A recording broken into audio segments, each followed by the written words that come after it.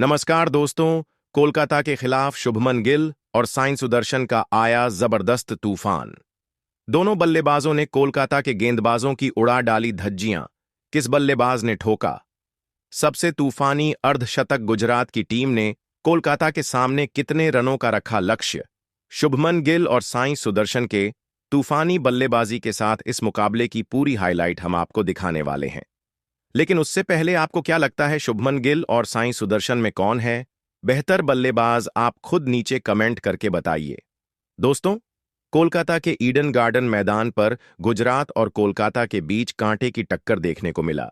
इस मुकाबले में कोलकाता की टीम ने टॉस जीतकर गेंदबाजी करने का फैसला किया और गुजरात को बल्लेबाजी करने के लिए आमंत्रित किया।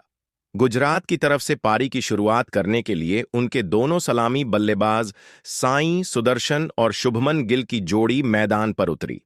कोलकाता की तरफ से पहले ओवर में गेंदबाजी करने के लिए आए वैभव अरोड़ा और शानदार गेंदबाजी का नजारा पेश कर रहे थे। ओवर की पहली गेंद पर साई सुदर्शन ने दौड़कर 1 रन पूरा किया और सिंगल के साथ अपनी टीम का खाता खोला। दोनों बल्लेबाजों को पहले ओवर में सिंगल में ही संतोष करना पड़ा। वैभव अरोड़ा ने खतरनाक गेंदबाजी करते हुए अपने इस ओवर में सिर्फ 4 रन ही बनने दिया। कोलकाता की तरफ से दूसरा ओवर लेकर आए हैं मोइन अली। अपनी गेंदबाजी से दोनों बल्लेबाजों को परेशान कर रहे थे, लेकिन जाते जाते ओवर की आखिरी गेंद पर साई सुदर्शन ने शानदार चौका लगाकर 2 ओवर में गुजरात टाइटंस के स्कोर को 12 रनों तक पहुंचा दिया। दोनों बल्लेबाज पूरी तरीके से सेट हो चुके थे और धीरे धीरे रन बटोरकर अपनी टीम के स्कोर को आगे बढ़ा रहे थे। वहीं कोलकाता की टीम को विकेट की तलाश थी। कोलकाता की तरफ से तीसरे ओवर में विकेट की तलाश में गेंदबाजी करने के लिए एक बार फिर से वैभव अरोड़ा है, जिनका स्वागत साई सुदर्शन ने दूसरी ही गेंद पर जबरदस्त चौका लगाकर किया।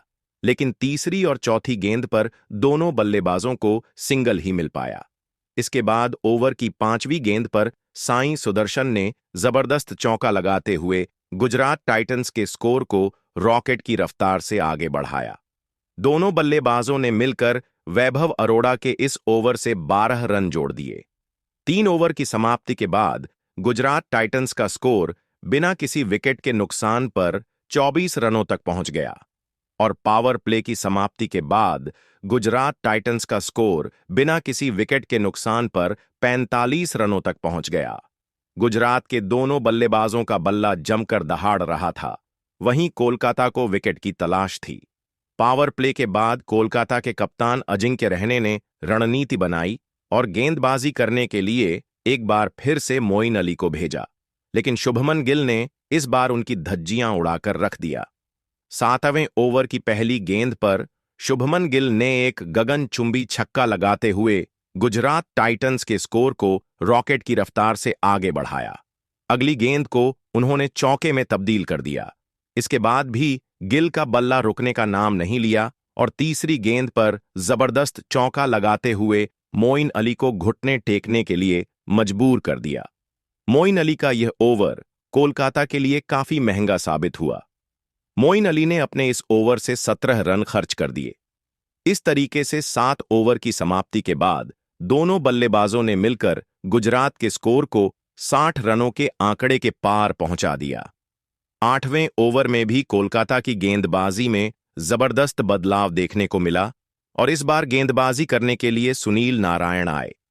आते ही सुनील नारायण ने इतनी खतरनाक गेंदबाजी किया कि दोनों बल्लेबाजों के होश उड़ गए।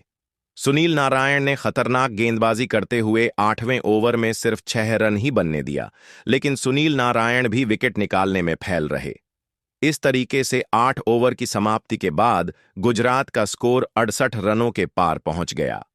9वें ओवर में अजिंक्य रहाणे ने नई रणनीति बनाई और विकेट की तलाश में एक बार फिर से वरुण चक्रवर्ती को गेंदबाजी करने के लिए भेजा। वरुण चक्रवर्ती अपने गेंदबाजी से चकमा दे रहे थे।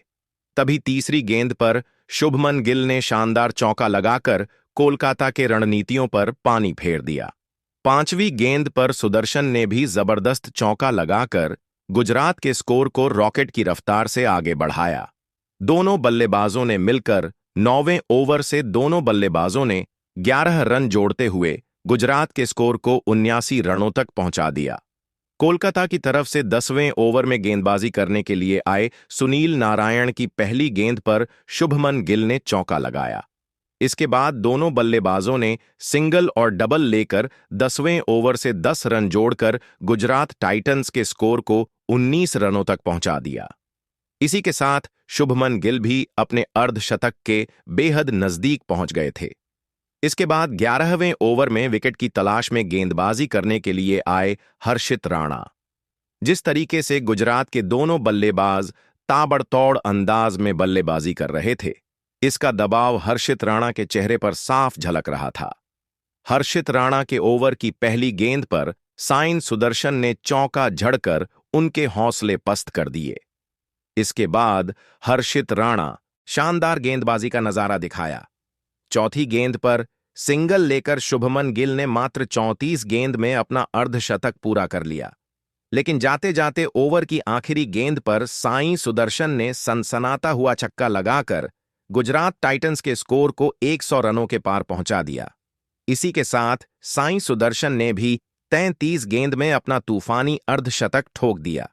इसके बाद 12 ओवर से दोनों बल्लेबाजों ने मिलकर 9 रन जोड़ते हुए गुजरात के स्कोर को 113 रनों तक पहुंचा दिया। 13वें ओवर में कोलकाता की गेंदबाजी में जबरदस्त बदलाव हुआ। बॉलिंग करने के लिए आंद्रे रसेल को लिया गया, लेकिन उनकी भी धज्जियां उड़ा डाली। 13 ओवर की समाप्ति के बाद गुजरात का स्कोर एक विकेट के नुकसान पर 126 रनों तक पहुंच गया। 14वें ओवर में शानदार गेंदबाजी करते हुए वरुण चक्रवर्ती ने दोनों बल्लेबाजों को काफी परेशान किया और सिर्फ 3 रन ही बनने दिया। 14 ओवर के बाद गुजरात की टीम का स्कोर 129 रन बन पाया। 15वें ओवर में भी जोश बटलर का बल्ला रुकने का नाम नहीं लिया और हर्षित राणा की जबरदस्त कुटाई करते हुए 10 रन जोड़ लिए।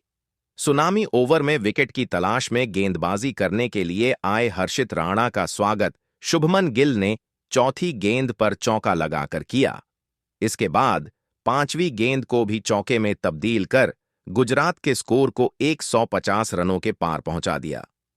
धीरे धीरे यह मुकाबला आगे बढ़ता गया और दोनों बल्लेबाजों ने मिलकर चौकों और की बारिश करते हुए गुजरात के स्कोर को 172 रनों तक पहुंचा दिया।